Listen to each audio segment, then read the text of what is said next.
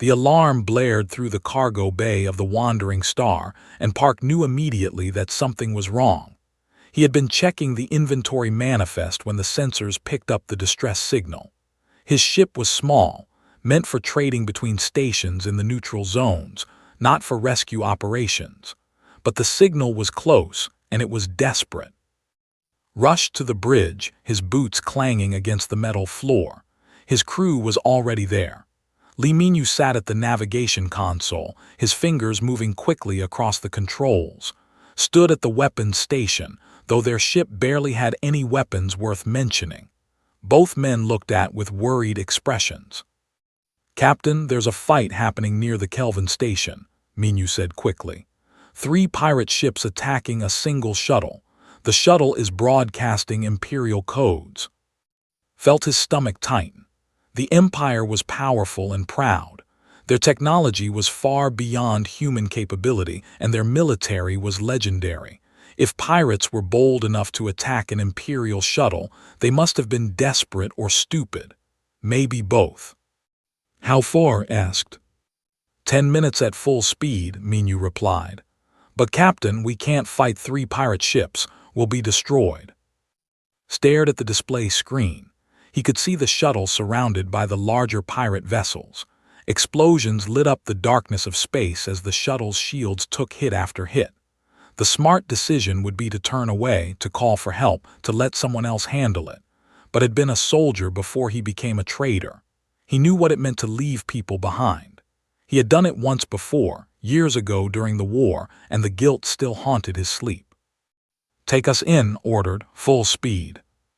"Captain, that's suicide," protested. "I didn't ask for opinions. I gave an order." His voice was firm but not angry. His crew knew him well enough to understand that once he made a decision, nothing would change his mind. The Wandering Star accelerated toward the battle, sat in the captain's chair and studied the tactical display. The pirates were focused entirely on the shuttle, hammering its shields with plasma fire. They hadn't noticed his small ship approaching yet. That gave him an advantage, but only for a moment. "Minyu, plot an intercept course. Bring us in close to their formation. Charge the mining laser. I know it's not much, but it's all we have." The ship shook as they entered the battle zone. One of the pirate vessels finally noticed them and turned to engage. Gripped the armrests of his chair as plasma bolts streaked past their hull. The shields absorbed some hits, but they wouldn't last long. "Target their engines," commanded. "We don't need to destroy them, we just need to slow them down." Fired the mining laser, a tool designed to cut through asteroids, not warships. But at close range, it could do damage. The beam sliced across the pirate ship's engine housing, and sparks erupted from the damaged section. The vessel began to spin out of control, unable to maintain its position. "One down," said with satisfaction. But the other 2 pirate ships were now fully aware of the Wandering Star. They broke off their attack on the shuttle and turned towards vessel. He had their attention now, which was exactly what he wanted. The shuttle needed time to escape or repair its systems. "Evasive maneuvers," ordered. "Keep them busy." Minyu sent the ship into a series of sharp turns and rolls. The pirates fired continuously, but most of their shots missed. The ship was small and fast, harder to hit than the larger shuttle had been.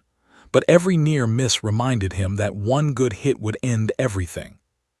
Through the viewport saw the shuttle beginning to move again.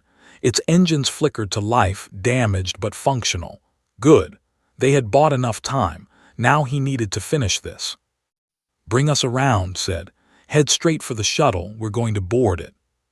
"Board it?" Minyu's voice rose in disbelief. "Captain, we don't have boarding equipment." "We have a docking tube and a plasma cutter, that's enough." Stood and headed toward the airlock. "Keep the pirates off us for 2 minutes, that's all I need." He didn't wait for a response. Grabbed his emergency suit from the locker and pulled it on quickly. The suit was designed for spacewalks during repairs, not combat, but it would have to do. He took the plasma cutter from the tool rack and checked its charge. Full power. Good. The ship shook violently as another plasma bolt struck the shields. Could hear Minu and shouting coordinates to each other, trying to keep the pirates at bay. He sealed his helmet and entered the airlock. Through the small window, he watched as the wandering star maneuvered close to the damaged shuttle. The docking tube extended and locked onto the shuttle's hull with a metallic clang, opened the outer door and crawled through the tube. On the other side, he used the plasma cutter to burn through the shuttle's emergency hatch. Smoke poured out as he entered. The interior was a mess of sparking wires and broken panels. Emergency lights cast everything in a red glow, moved quickly through the narrow corridor, following the layout that was standard in most vessels. He found bodies of crew members all dead from the attack. His jaw tightened as he stepped over them. At the end of the corridor was a reinforced door, the kind used for secure chambers. Could hear sounds from the other side. Someone was alive in there. The plasma cutter made quick work of the lock. The door slid open with a hiss and stepped inside. A female sat against the far wall, her blue-tinted skin pale from blood loss. Her uniform was clearly military or diplomatic, decorated with symbols that didn't recognize. But what he did recognize was the wound in her side, bleeding steadily. She looked at him with large, dark eyes, human. Her voice was weak but clear. "Yeah," said, moving quickly to her side. "Can you walk?" I do not think so." Her hand pressed against the wound, trying to stop the bleeding. Pulled out the emergency medical kit from his belt. He had basic combat medic training from his military days. The wound was bad, but not immediately fatal if he could stop the bleeding. He worked quickly, applying pressure, and then a specialized foam that would seal the injury temporarily. "What is your name?" she asked as he worked. "Park, captain of the Wandering Star. You?" "I am," she hesitated. "I am." Didn't notice her hesitation. He was too focused on finishing the medical treatment. Once the wound was sealed, he helped her to her feet. She was taller than him, as most were, but weak from the injury. He put her arm over his shoulder and took most of her weight. "My ship is docked to yours," he explained. "We need to move now before the pirates break through." Together, they made their way back through the damaged shuttle, stumbled several times and each time caught her. When they reached the docking tube, he practically carried her through it. On the other side, Minu was waiting to help them aboard. "Got her," said. "Get us out of here." The Wandering Star broke away from the shuttle just as massive warships emerged from faster-than-light travel.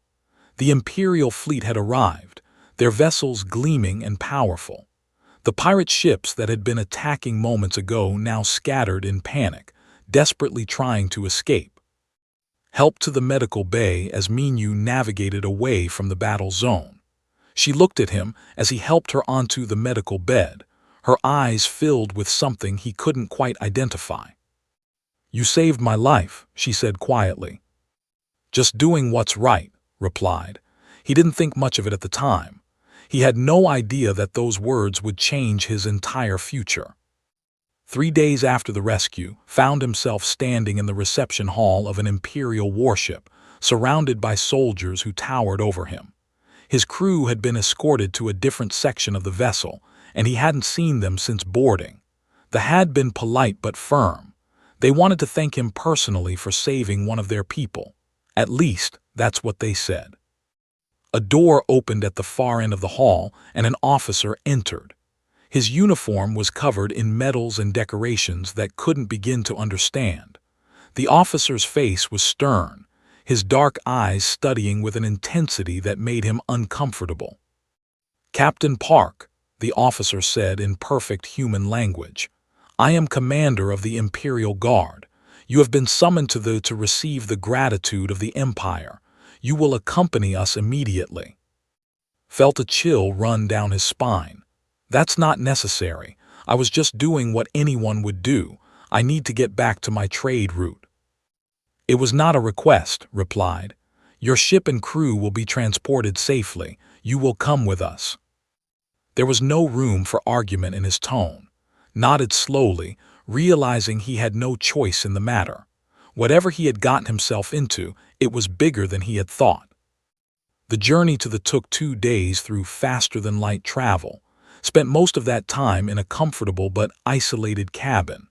Guards stood outside his door at all times. He wasn't exactly a prisoner, but he wasn't free either. When they finally arrived, was taken through the imperial city. The architecture was breathtaking, all flowing curves and towers that reached toward the sky. The streets were clean and organized, with citizens moving in orderly patterns. Everything about this place spoke of control and precision. The imperial palace sat at the center of the city, a massive structure of white stone and blue crystal, was led through corridors decorated with artwork and historical displays. Servants and officials stopped to stare at him as he passed. A human in the imperial palace was clearly unusual. Finally, he was brought to the throne room. The chamber was enormous, with a ceiling so high that it seemed to disappear into shadows. At the far end, sitting on a raised platform, was Emperor himself. The Emperor was older than had expected, with silver running through his dark hair. His face was carved with lines of authority and responsibility. He wore robes of deep blue and gold, and a crown that looked simple but elegant rested on his head. Despite his age, there was strength in his posture and power in his gaze. Beside the throne stood. She looked much healthier than when had last seen her, her wound clearly healed by advanced medicine. She wore formal robes similar to her father's, and her hair was arranged in an elaborate style. When their eyes met, she gave him a small nod. "Park," the Emperor's voice filled the chamber. "You stand before us as the one who saved the life of Princess, our daughter and heir to the imperial throne." Felt his stomach drop. Princess. He had saved a princess. No wonder they had brought him here. "Your Majesty," said, trying to remember the basic diplomatic protocols he had learned in the military. "I only did what was right. Anyone would have done the same." "But they did not," Emperor replied. "Many ships passed through that sector. Only you stopped. Only you risked your life and your crew to save strangers. This creates a debt that cannot be ignored." The Emperor stood and descended from his throne. Courtiers and advisors lined the walls of the chamber, all watching in silence, could feel the weight of their attention pressing down on him. "By the ancient laws of our people," the Emperor continued, "when one saves the life of another, a bond is formed, a debt of honor that must be repaid. We offer you wealth beyond measure, land in the outer territories, technology from our greatest scientists. Name what you desire and it shall be yours." Stood in silence for a moment. The offer was tempting. With that kind of wealth, he could retire, live comfortably for the rest of his life. But something about it felt wrong. He hadn't saved for a reward. He had done it because leaving her to die would have been unthinkable. "With respect, Your Majesty," said carefully, "I don't need a reward. What I did wasn't about payment. I just want to return to my ship and continue my work." A murmur ran through the courtiers. Several looked shocked. Others looked angry. The Emperor's expression remained neutral but saw something flicker in his eyes. Surprise, perhaps. "You refuse the generosity of the Empire." An advisor stepped forward, his voice sharp. "This is an insult to His Majesty and to all people." "I don't mean any insult," said quickly. "I'm grateful for the offer, truly, but I'm a simple trader. I don't need wealth or land. I just need my ship and my freedom." Emperor raised a hand, silencing the advisor. He studied with an intensity that made the human want to look away, but he forced himself to maintain eye contact. "You are an unusual man, Park," the Emperor said. "Most would take everything offered and ask for more, yet you ask for nothing. This makes the debt even more difficult to resolve." The Emperor turned and walked back to his throne, his robes flowing behind him. He sat down and was silent for a long moment, clearly thinking. The entire chamber waited in hushed anticipation. "There are those in my court," the Emperor finally said, "who believe you acted with hidden motives. that you seek to gain political advantage through this rescue. Others believe you are simply too primitive to understand the honor you have been given. Felt anger rise in his chest but forced it down. Getting emotional wouldn't help. But I see something different, the Emperor continued. I see a man who acted on instinct, who values life over profit, who possesses a kind of honor that we claim to champion but often forget. This is valuable. This is rare. The Emperor looked at, and something passed between them, a conversation without words. His expression was unreadable, but thought he saw concern in her eyes. The debt must be paid, Emperor declared. But since you will not accept material reward, we must find another solution, one that satisfies honor and protects you from those who would see you eliminated as an inconvenient reminder of imperial obligation. Didn't like where this was going. Eliminated. You embarrassed powerful people by your actions, the Emperor explained. Some would prefer you disappeared quietly. As long as you remain unpaid and unbound to the Empire, you are vulnerable. But if you were to become part of the imperial family, you would be untouchable. The realization hit like a physical blow. No, Your Majesty, you can't mean. I hereby decree, the Emperor's voice rang with authority, that Park shall be formally united with Princess in marriage. This union will satisfy the debt of honor, bind him to the protection of the Empire, and create a bridge between our peoples. The ceremony will take place in 3 months, allowing time for both parties to prepare and understand each other's customs. The chamber erupted in voices. Some courtiers shouted protests, others argued in favor, but the Emperor's word was law and everyone knew it. Looked at who looked back at him with an expression he couldn't read. Was it apology, resignation? He couldn't tell. Your Majesty, said, his voice rising above the noise, I can't accept this. I barely know her. This isn't right. The decision is made, Emperor said with finality. You saved her life. Now she will save yours in a different way. Guards, escort Captain Park to his quarters. He will need time to adjust to his new circumstances. As soldiers moved to flank him, looked once more at. This time she mouthed something he could barely see. I'm sorry. Then he was led away, his mind spinning with the impossibility of what had just happened. He had saved a life, and now his own freedom was forfeit. The irony wasn't lost on him, but it didn't make the situation any easier to accept. In his new quarters, luxurious beyond anything he had ever experienced, sat on the edge of the bed and put his head in his hands. 3 months. He had 3 months to figure out how to escape this impossible situation, or 3 months to accept a future he had never wanted and never could have imagined. The first 2 weeks were the hardest. Was given a suite in the palace that was larger than his entire ship. Servants attended to his every need, but they also watched his every move. He wasn't a prisoner, they assured him, but he wasn't allowed to leave the palace grounds either. For someone who had spent most of his adult life traveling between stars, the confinement was suffocating. Came to visit him on the 15th day.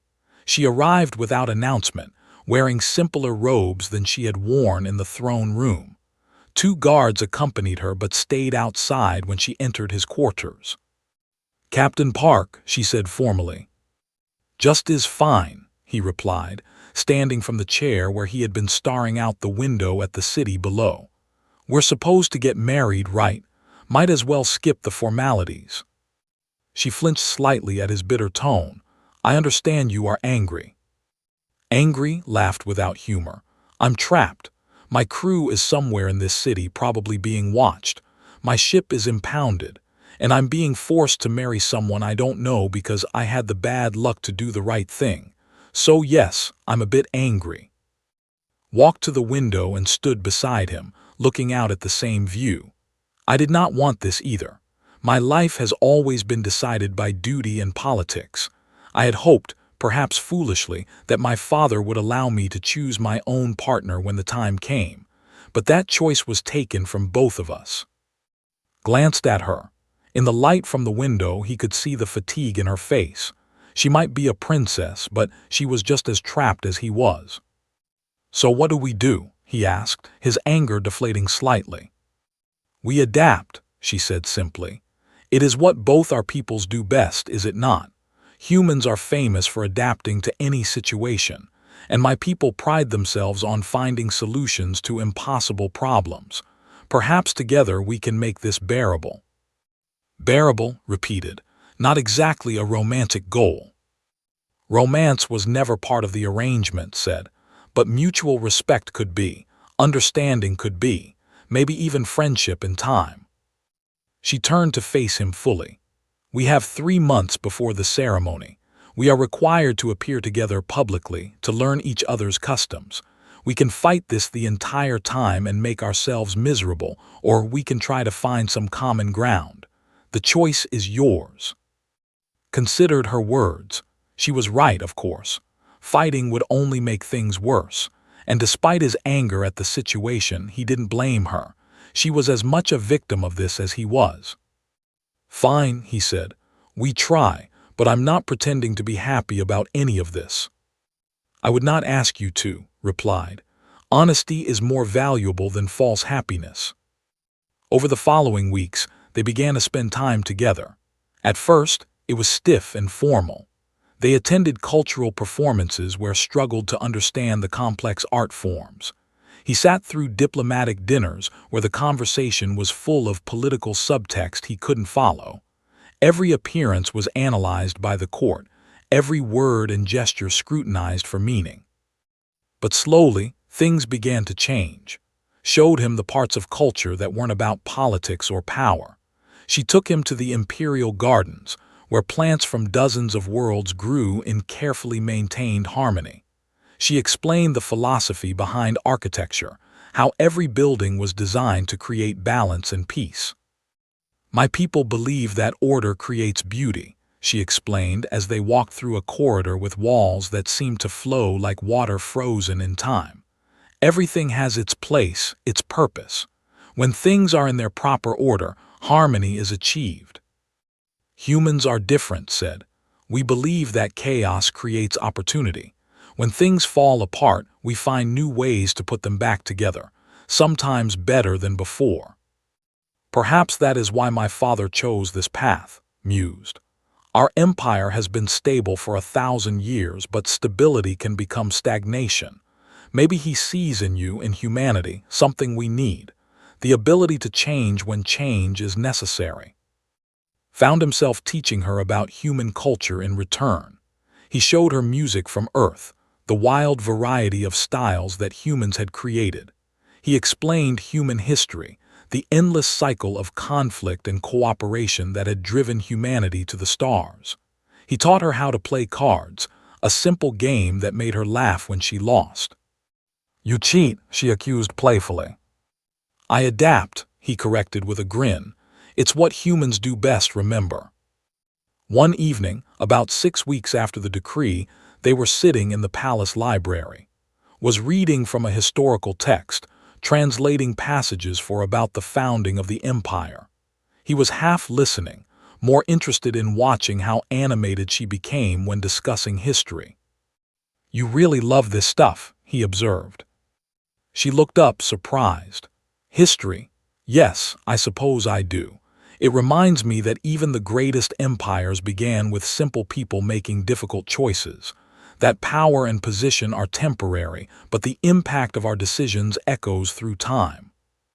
"Must be hard," said, "knowing that everything you do will be remembered and judged by people you'll never meet." "It is terrifying," she admitted quietly. "Every word I speak, every action I take could affect millions of lives. Sometimes I wish I could just be ordinary." "Trust me," said, "ordinary has its own problems. At least your life has meaning. Mine was just about making enough credits to keep the ship running and maybe have a decent meal once a week." "But you were free," said. "You could go anywhere, do anything. That freedom is something I have never known." They sat in comfortable silence for a moment, both thinking about the paths that had led them here. The peace was shattered by alarms blaring through the palace. Guards rushed past the library doors, and Commander burst into the room. "Princess, come with me immediately," he commanded. "There has been an assassination attempt. You are not safe here." Stood quickly, "What happened?" "Poison in the water supply for your wing of the palace. 3 servants are dead. We are evacuating everyone in the area." Eyes shifted to, "You too, human, move." They were rushed through corridors that had never seen before, emergency passages hidden behind false walls. Other guards joined them, forming a protective circle around. Tried to stay close, but the guards kept pushing him to the outside of the formation. They reached a secure room deep in the palace, reinforced and protected by multiple security systems. Scanned the area and then sealed the door behind them. Inside, several other high-ranking officials were already present, looking shaken. "Who would do this?" demanded. "We are investigating," replied. "But the poison used was rare. It requires access to restricted materials. This was planned by someone with resources and inside knowledge." "The conservative faction," one of the officials said. "They have been vocal about their opposition to the Union. Perhaps they decided words were not enough." Felt cold realization wash over him. "They're trying to kill her to stop the marriage." "Or they are trying to kill you," said bluntly. "You were scheduled to dine in the princess's quarters tonight. The poison would have affected both of you." His face went pale.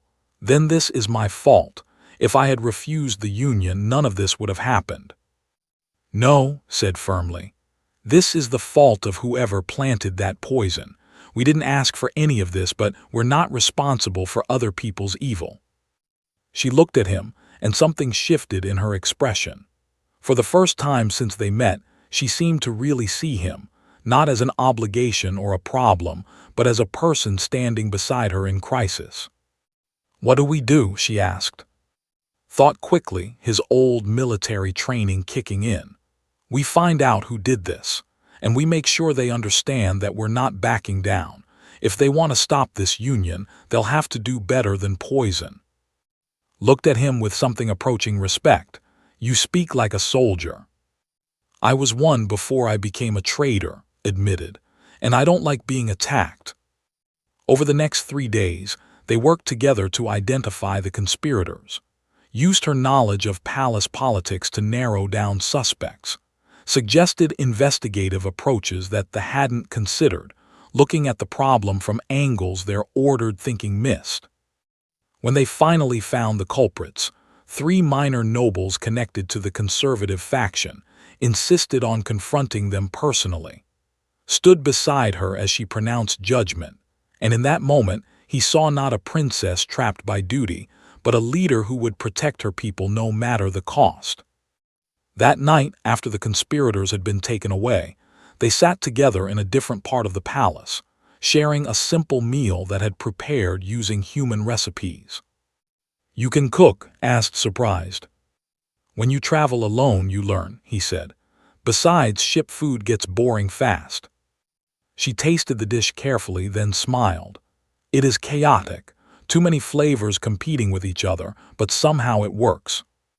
"That's humanity in a nutshell," said with a grin.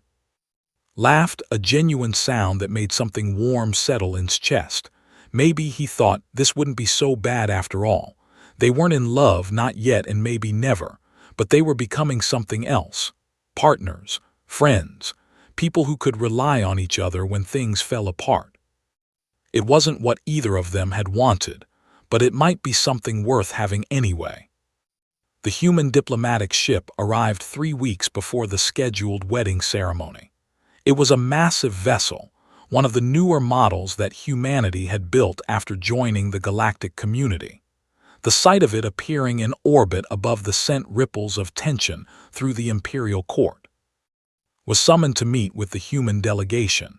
He walked through the palace corridors with mixed feelings. Part of him was excited to see other humans again, to speak his language with people who understood his culture. But another part of him, one he hadn't expected, felt protective of his position here. He had spent nearly 3 months adapting to life, and now his own people were arriving to complicate everything. The meeting took place in a neutral conference room in the diplomatic quarter of the city. When entered, he saw 5 humans in formal diplomatic uniforms. Leading them was a woman he recognized immediately, and his heart sank. "Ambassador," he said, keeping his voice neutral. "Captain Park," she replied formally, then her expression softened slightly. "Or should I call you by your new title, Imperial Consort-to-be?" Had been his commanding officer during the border conflicts, back when was still in the military. She was smart, ruthless when necessary, and absolutely dedicated to protecting human interests. That dedication was what worried him now. "Just is fine," he said, sitting down across from the delegation. "I assume you're here about the wedding." "We're here about the situation," corrected. "The human government has serious concerns about what's happening to you. A human citizen is being forced into marriage with an alien royal family. The optics are terrible, and the precedent is worse." "It's not that simple," began, but raised a hand. "Let me finish. We've spent weeks analyzing this situation. From our perspective, you're being held against your will. They are using their power to coerce you into a political marriage. Whether they call it a debt of honor or something else, it amounts to the same thing. You're a hostage." Felt anger rising. "I'm not a hostage. The situation is complicated, yes, but I'm not being mistreated." "You can't leave," another diplomat pointed out. "Your ship is impounded. Your crew has been scattered across the city under surveillance, and you're being forced to marry someone you don't know. Those are the facts." Leaned forward. "I've known you for years. You're one of the most independent people I've ever met. You left the military because you couldn't stand taking orders anymore. And now you're telling me you're fine with being ordered to marry an alien princess." "It's not like that anymore," said, struggling to find the right words. "At first, yes, I was angry, but I've gotten to know. She's smart, kind, and just as trapped in this as I am. We've found a way to make it work." "Stockholm Syndrome," a younger diplomat muttered. His fist hit the table hard enough to make everyone jump. "Don't. I know my own mind. This isn't about being brainwashed or coerced. It's about accepting a situation I can't change and finding something worthwhile in it." Studied him carefully. "You care about her." It wasn't a question, and found he couldn't deny it. "Yes, I do. Not the way they want us to, maybe, but we've become friends, partners. I trust her and she trusts me. That's more than most political marriages can say." "That may be true," said, "but it doesn't change the political reality. The human government cannot allow this to proceed under duress. We're demanding your release. If they refuse, we're prepared to escalate." "Escalate how?" asked, though he feared he knew the answer. "Economic sanctions first, then military posturing if necessary. We have 3 battle groups within 2 days of this system. The need to understand that they can't simply take human citizens and force them into servitude." Stood abruptly. "You'll start a war over me. Do you understand how insane that is?" "We're protecting our people," said firmly. "That's what governments do." "I don't need protection," insisted. "I need you to trust that I can handle my own life." "Can you?" challenged. "Because from where I'm sitting, you look like a man who's convinced himself his cage is comfortable, but it's still a cage." Left the meeting without another word. He was escorted back to the palace by guards who had clearly heard about the human demands. The tension in their postures told him everything he needed to know about how the Empire was taking the news. He found in the gardens, sitting by a fountain. She looked troubled, and he realized she must have already received reports about the meeting. "They want to take you away," she said without preamble.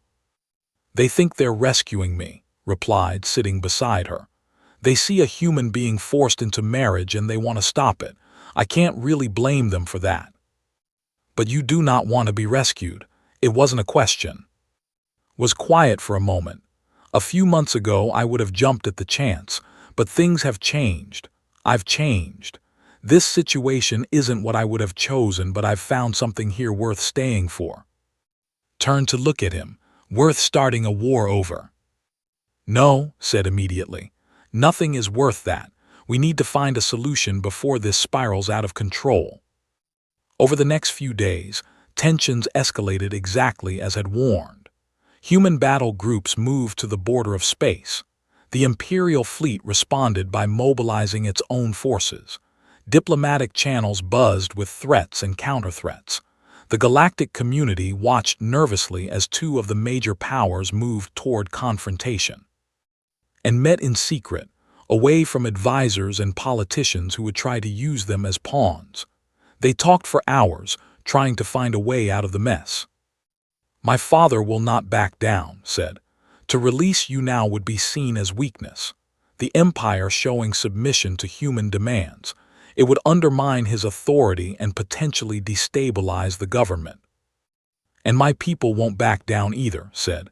They see this as a matter of principle. If they let the force me into marriage, what's to stop other powers from doing the same to other humans? So we are trapped between two governments that care more about pride than peace, said bitterly. Thought about the problem from every angle, using the tactical training that had never quite left him. What if we change the situation, take away the force element? How? There's an old tradition, isn't there? Something about challenging the validity of an imperial decree. I remember you mentioning it once. His eyes widened. The trial of merit, but that's incredibly dangerous. If you challenge the decree and fail the trial, the consequences could be severe. And even if you succeed, it only proves you're worthy of the Union. It doesn't change the fact that you were forced into it. But it does change the perception, argued. Right now, both sides see me as a victim. If I challenge the decree myself and succeed, it shows that I'm choosing this. It takes away the forced element. Your father can say the trial proved I was worthy all along. My people can say I demonstrated my free will by challenging the system. It is a risk, said slowly. The trial of merit hasn't been invoked in over a century. The tests are designed to be nearly impossible. They're meant to test not just strength or intelligence, but understanding of values, honor, wisdom, sacrifice, things that take a lifetime to learn. Then I'll have to be a fast learner, said, because I don't see another way out that doesn't end in war. Was quiet for a long time. Finally, she reached out and took his hand. It was the first time they had touched without formality and felt the warmth of her skin against his. If you do this, she said quietly, you could die. The trials have killed challengers before. I've faced death before, replied, and I'd rather risk it myself than watch thousands die in a war they didn't choose. You are foolish, said, but there was something like affection in her voice. It's a human trait, said with a small smile. We tend to jump into impossible situations and figure out how to survive them later. They brought the proposal to Emperor together. The throne room was filled with advisors and courtiers, including commander and representatives from the human delegation, stood with her arms crossed, watching everything with calculating eyes. Stepped forward and spoke clearly. Your Majesty, I invoke the ancient right of trial of merit. I challenge the decree of union and request the opportunity to prove my worth through the traditional tests. The room erupted in shocked murmurs. Emperor leaned forward in his throne, his expression unreadable. You understand what you ask, the Emperor said. The trial of merit is not simply about proving capability. It is about demonstrating that you understand what it means to accept our values, our way of life. If you succeed, the Union becomes legitimate by your own choice. If you fail, I understand the risks, said firmly, but I also understand that my choice to challenge this decree demonstrates that I am acting of my own free will. Win or lose, no one can claim I'm being forced. Emperor looked at his daughter. Some silent communication passed between them. Then he stood and raised his hand for silence. The challenge is accepted. Captain Park will undergo the trial of merit. If he succeeds, the Union will proceed with his willing consent. If he fails, he will be exiled from space permanently, and the debt will be considered paid through his attempt. Both human and observers will witness the trial to ensure its validity. Stepped forward, and if he dies during this trial, then the Empire will bear the shame of his death, the Emperor said heavily, and we will face the consequences of that failure. As left the throne room, walked beside him. Neither spoke until they were alone in a corridor. You did not have to do this, she said. Yes, I did, replied. For both of us, for both our peoples, someone had to be willing to take a risk. Then I will be there, said firmly. For every test, every challenge, you will not face this alone. Looked at her and felt something settle in his chest. Not quite love, not yet, but something close, something that made the impossible seem just a little bit possible. The trial of merit would take place over 3 days, each day testing a different aspect of worthiness. The entire event would be broadcast to both human and populations, watched by billions across dozens of worlds. Tried not to think about the pressure as he prepared. Spent every available moment with him, explaining the philosophy behind each trial. The first test is combat, but it is not about killing, she explained in his quarters the night before. It is about understanding when force is necessary and when it is not. Many challengers have failed because they treated it as a simple fight. So I need to show restraint, said, studying the arena layout she had projected on the wall. You need to show wisdom, corrected, knowing when to fight and when to step back. That is what the trial truly measures. The morning of the first trial was taken to the Imperial Arena, a massive circular structure that could hold 50,000 spectators.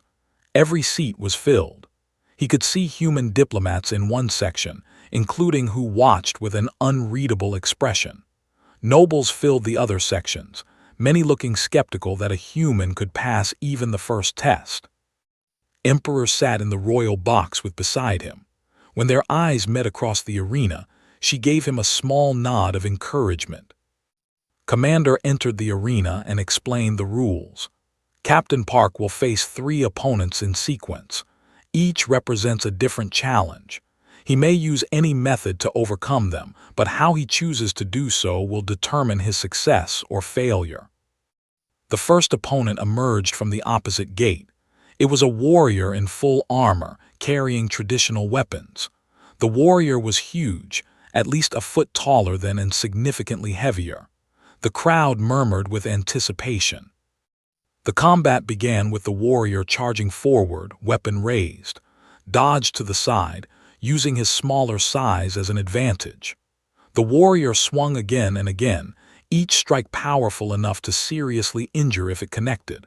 Kept moving, never staying in one place long enough to be cornered. Fight human, someone in the crowd shouted. Others joined in, demanding action. But had listened to his advice. He watched the warrior carefully, noticing that each attack was telegraphed, almost ceremonial. This wasn't a fight to the death. It was a test of understanding. When the warrior raised his weapon for another strike, didn't dodge. Instead, he stepped forward, inside the warrior's reach, and placed his hand on the warrior's chest in a gesture of respect. I acknowledge your strength, said In, but I will not fight someone who is not my enemy. The warrior froze. Then slowly he lowered his weapon and stepped back. The arena fell silent. Then Commander spoke. The first challenge is past. Captain Park understood that true strength is knowing when not to fight. The second opponent was different. A criminal, sentenced to die but offered freedom if he could defeat. This man fought with desperation and no honor, using dirty tactics and improvised weapons. Here, didn't hold back. He used every combat technique he had learned in the military, fighting efficiently and brutally. Within minutes, the criminal was on the ground, defeated but alive. The second challenge is past. Captain Park understood that some threats must be met with force. The third opponent was the most challenging.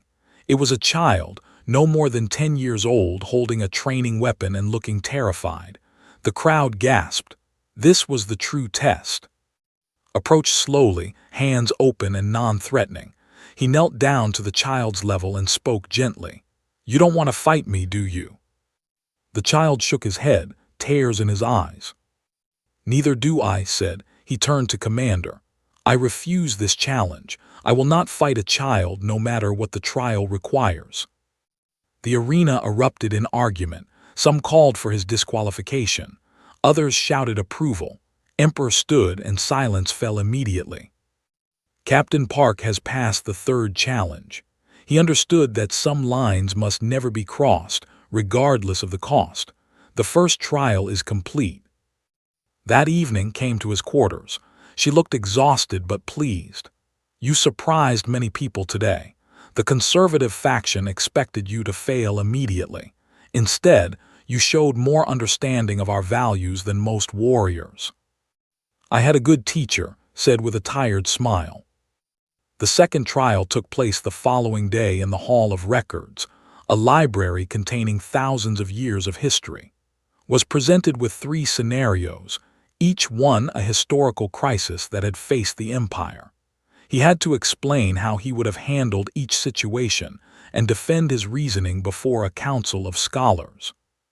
The first scenario involved a rebellion in an outer colony. The historical emperor had crushed it with overwhelming force, argued for a different approach.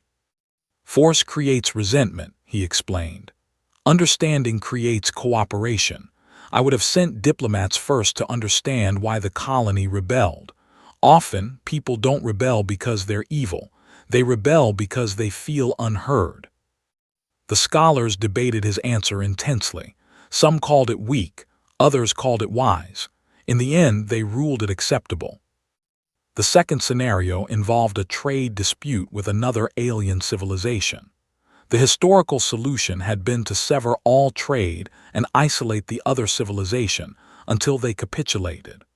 Proposed instead maintaining some trade while negotiating, arguing that complete isolation benefited no one. Again, intense debate followed. Again, his answer was accepted, though barely. The third scenario was the most difficult. It involved a noble who had committed a serious crime but whose family was crucial to political stability.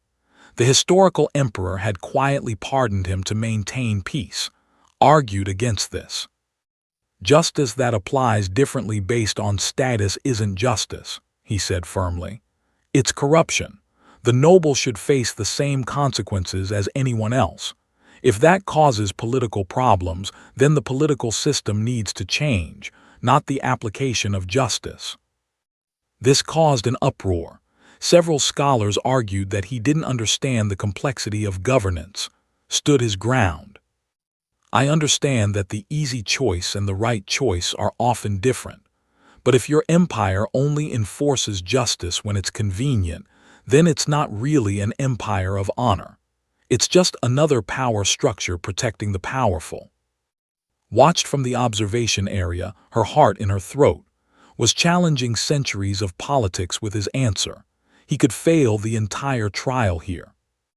Emperor himself stood to address the chamber. "The human speaks uncomfortable truth.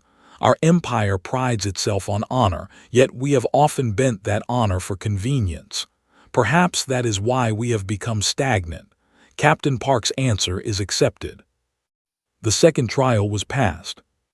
The final trial was the most unusual. Was brought before the full Imperial Council and asked a single question by the Emperor himself. "Why should you be worthy of my daughter? Not in terms of power or position or political advantage. Tell me, as a father to the man who would stand beside my child, why I should trust you with her future." The chamber was silent. Every eye was on. This wasn't about combat ability or political wisdom. This was personal. Took a deep breath.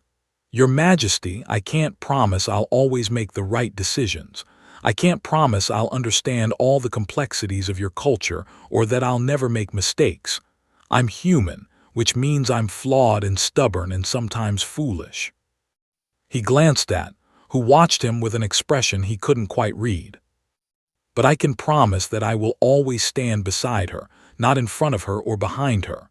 I will listen when she speaks and support her when she needs it. I will challenge her when I think she's wrong and admit when she's right. I will treat her not as a princess or a political symbol, but as a person, as a partner, as someone whose happiness matters to me as much as my own." He turned back to the Emperor. "I didn't choose this situation, neither did she, but we've both chosen to make the best of it. We've become friends who trust each other. Maybe that's not the grand romance that stories talk about, but it's something real, something solid, and maybe that's more valuable than romance. I can't promise I'm worthy of her, but I can promise I'll spend the rest of my life trying to be." The chamber remained silent for a long moment, then stood, breaking protocol.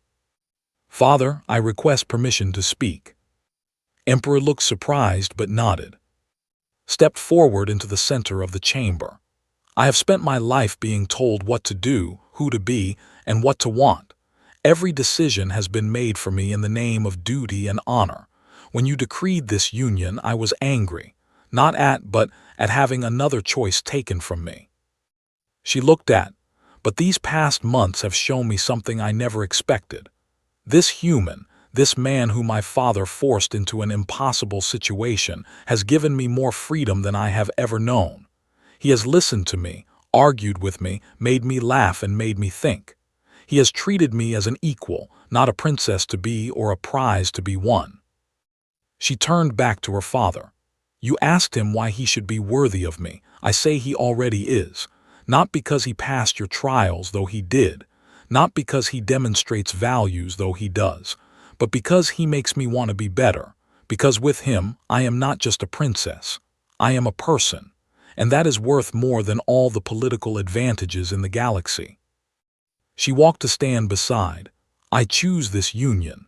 Not because you commanded it, Father, but because it is what I want. And I ask you to respect that choice, as you have asked Captain Park to respect ours." The Emperor stood slowly. His face showed emotions that had never seen before. Pride, certainly, but also sadness and perhaps regret for the choices his daughter had been. "The trial is past," Emperor announced.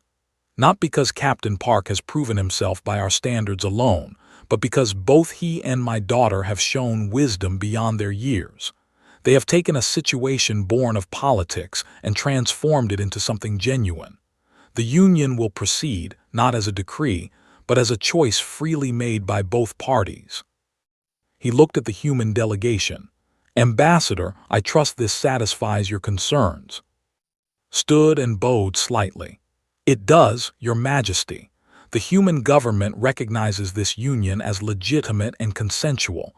We withdraw our objections." The ceremony took place a week later. It was a fusion of human and traditions, carefully blended to honor both cultures. Wore a combination of formal human dress and robes. Wore a gown that incorporated elements from both civilizations.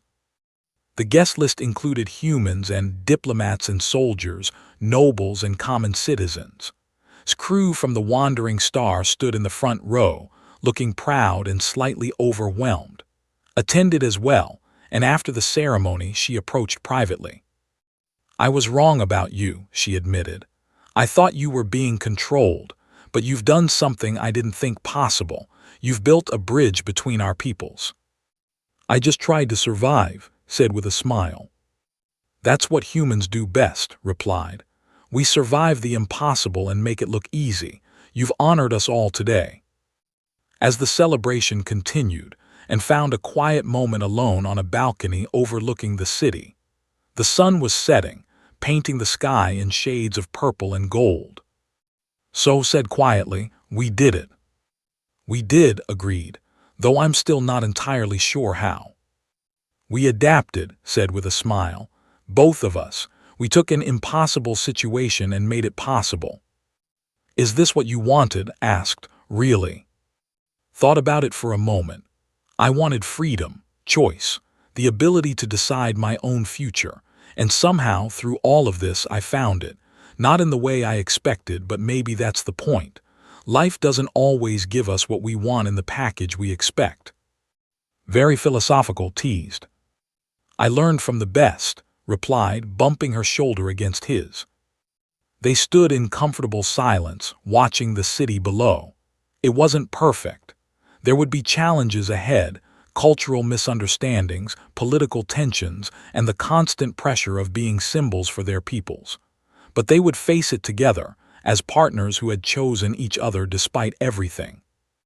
In the end, had saved a princess's life, been forced into an impossible situation, and somehow found something worth having. It was messy and complicated and nothing like the stories, but it was real, and for both of them that was enough.